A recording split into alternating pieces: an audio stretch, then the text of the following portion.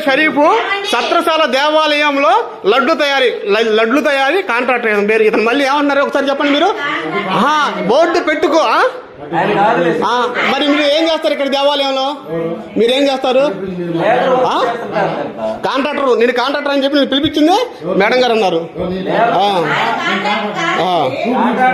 అంటే ఇప్పుడు లడ్డు తయారు చేస్తున్నావు నువ్వు లడ్డు తయారు చేయడానికి పనికి నువ్వు పెట్టొస్తావు. పవిత్రమైన ప్రసాదాన్ని నువ్వు ఎట్ట తయారు చేస్తావు? నువ్వు తయారు చేయకూడదు.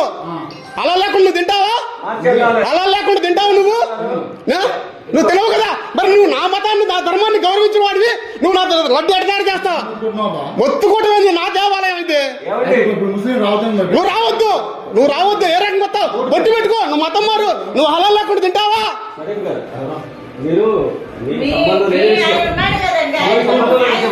ఆ లడ్లు తయారు చేసే ఆయన కూడా వేరే ఆయన ఉన్నాడు. అదే ముస్లిం మతం. పేరేం పేరు ఉంది? ఎక్కడ తయారు చేసేది మీరు? ఇదిగో చూడండి, ఇదిగో దర్గా దగ్గర ఏమో లడ్లు తయారు చేసి ఇక్కడ దర్గా దగ్గర అక్కడ దర్గాకి నైవేద్యంగా పెట్టి లడ్లు నువ్వు దర్గా దగ్గరే అన్నావు.